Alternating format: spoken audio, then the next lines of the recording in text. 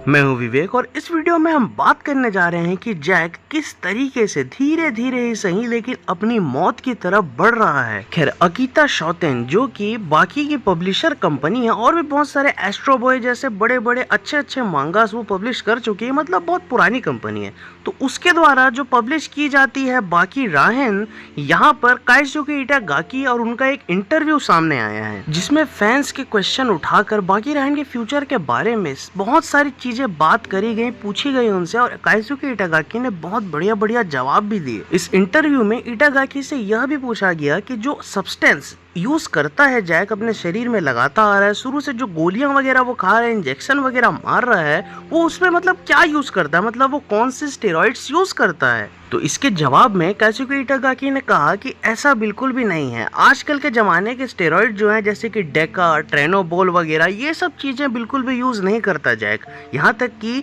उस यूनिवर्स में वो बहुत वीक स्टेरॉइड मानी जाती है। इटागाकी ने यह तक कह दिया कि ट्रेनोबोल, HGH और ये सब डेका वगैरह होती हैं, ये बॉडी बिल्डर्स के लिए होती है, ना कि फाइटर्स के लिए। दरअसल इससे भी बेस्ट तरीके का स्टेरॉइड बाकी यूनिवर्स में बन चुका है और उसका नाम है वेनम।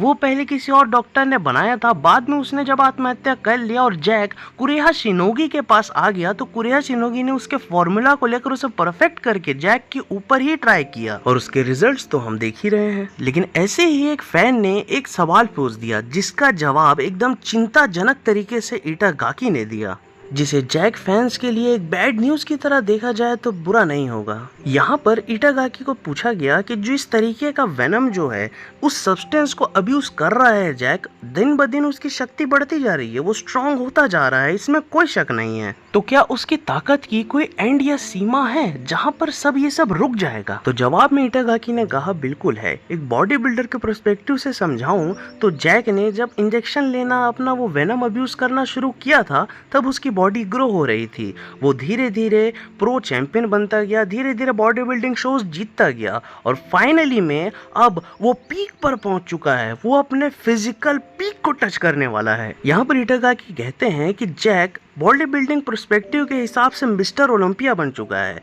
स्टेरॉइड से जो कुछ भी हाईएस्ट अचीव किया जा सकता है उसने अचीव ऑलरेडी कर लिया है। कुल मिलाकर जैक अपने प्राइम में चल रहा है, लेकिन प्राइम हमेशा के लिए नहीं रहता, डाउनफॉल आता ही है।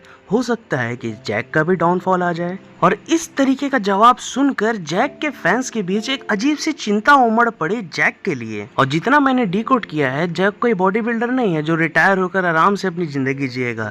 जैक का डाउनफॉल का मतलब है उसकी मौत। भले ही वो सब्सटेंस वेनम जो है उसे ताकतवर बना रहा है, लेकिन धीरे धीरे साइड इफेक्ट भी कर रहा है, उसे वो धीरे धीरे स्लो पॉइजन की तरह मार रहा है। और मैं ऐसे ये हवा में नहीं कह रहा, मेरे पास इसके कुछ सबूत भी हैं। और वो पहला पॉइंट ये है कि यहाँ पर जैक के ऑर्गन्स बड़े हो गए हैं, वो HGH बढ़ने के कारण होता है और यह बिल्कुल भी अच्छा संकेत नहीं है। जैक के इतने विशालकाय शरीर को खून देने के लिए दिल का भी तगड़ा होना, बड़ा होना जरूरी है, ऐसे ही उसके पूरे ऑर्गन्स बड़े हैं, जो कि अच्छा बात नहीं है, क्योंकि जब भी जैक मार खाता है तो एकदम से वो 2-3 लीटर फ्लूइड्स की उल्टी करता है। क्यों? क्योंकि उसका इनलार्ज स्टमक है। खैर ये बॉडी बिल्डिंग इंडस्ट्री की बहुत अंदर की बात है, लेकिन रिसर्च से मुझे ये पता चला है कि जब भी कोई बॉडी बिल्डर लंबे समय तक ड्रग्स अब्यूज करता है, HGH से उसके ऑर्गन्स बड़े हो जाते हैं, सभी चीज़ें ना, ब्लैडर वगैरह सब के सब। तो यहाँ पर जब वो फ्लेक्सिंग भी करता है तो उसके ब्लैडर में अजीब सा जोर पड़ता है, जिसके कारण उसका थोड़ा सा सूसू निकल जाता है, कभी कभार ज़्यादा भी। ऐसा ही जैक के साथ है, उसके स्टमक में अगर ज़्यादा यहाँ वहाँ वाइटल एरिया में पड़ जाए तो एकदम से वो कई लीटर फ्लूइड्स उल्टी कर देता है, पूरा शरीर उसका सूख जाता है। पॉइंट 2 में यहाँ पर उसके बाल भी झड़ रहे हैं। ऑब्वियस सी बात है, वो मात्र 25-23 साल का होगा, लेकिन वो दिखता वैसा नहीं है, वो बहुत बड़ा दिखता है उससे। अब इस तरीके से रियल लाइफ में भी सब्सटेंस अब्यूज करने वालों का हम नोटिस कर सकते हैं कि एकदम ओवर ग्रोन कई चीजें हो जाती है, मतलब कई ऐसी चीजें हैं जो कि अननेचुरल तरीके से बढ़ जाती है, जिसे देखकर आप पहचान सकते हैं कि ये नेचुरल बंदा नहीं है। जैसे कि शोल्डर और ट्रैप्स वगैरह वाला एरिया, ये बहुत मैस्कुलिन पार्ट्स होते हैं ह्यूमन बॉडी के, खासकर मेल बॉडी के।